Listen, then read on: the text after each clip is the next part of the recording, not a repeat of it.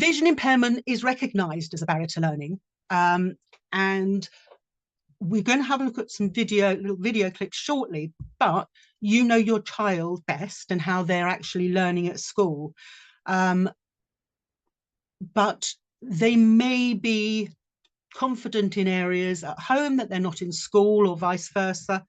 But it's being very aware when you're looking at your child about when you're applying for a statutory assessment, think of all of their strengths, but also their challenges across both of those areas. Now, a child with a vision impairment, barriers typically we would expect is their perception of their immediate environment, whether that's home or their learning environment at school, how they navigate around the school, what they can see around the classroom, can they locate people, what are those difficulties, how they access sort of objects and learning resources within the classroom. So can they see the smart board? Can they see the posters or the artwork up and around the classroom itself? When we learn, we tend to think you're looking at the learning resource right in front of you, but a lot of learning is done through incidental learning, about the work that's displayed around the classroom might not be accessible to your child. And as a result, there will be potentially gaps in their learning. And they're things to think about if you're looking for a statutory assessment, they're things that you need to think about and record and raise as concerns. Similarly, can they see the people? We learn and we communicate. As somebody who's fully sighted, we are interpreting body language all the time, facial expressions. Teachers will say, well, if you look over here, and they'll point to something within a classroom. A child with a vision impairment might be missing those facial expressions, those hand signals, all of those things.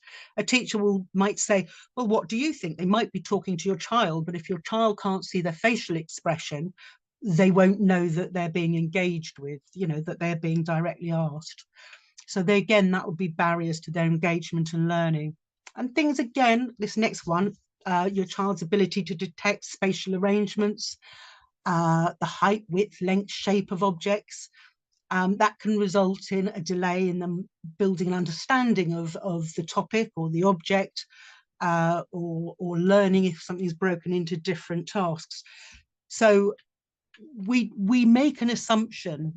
If you've got a child, for example, with a severe vision impairment, we refer all the time to describing things. If you were teaching a child with little or no vision about an elephant, for example, those of us who are fully sighted would know an elephant is a very large animal, big, grey, 4 legs with a trunk. For a child who has got no vision, you might give the child a reference as a toy. How would you teach a child what an elephant is? You might give them a toy elephant. That child, if it's not taught properly, would go away thinking an elephant could fit in the palm of their hand if they don't have those references. So teaching is very much about using all of a child's sensory skills, but points of reference when being taught. And I think it's helpful if you know some of that you know what to discuss with your teacher and raise concerns if you think there's gaps in learning.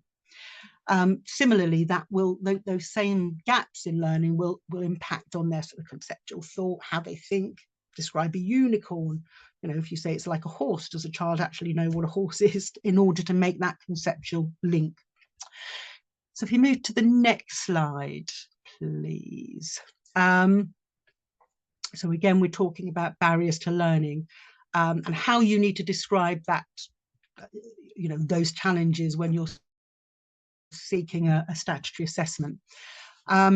A child with a vision impairment would typically need far more time to take on information or perform a task. We've talked about their ability to detect non-verbal clues, facial expressions, posture, body language. So you might be using those gaps in their learning when you're talking not just about their vision impairment, but how that impacts on their communication and interaction with others, or their social engagement with others.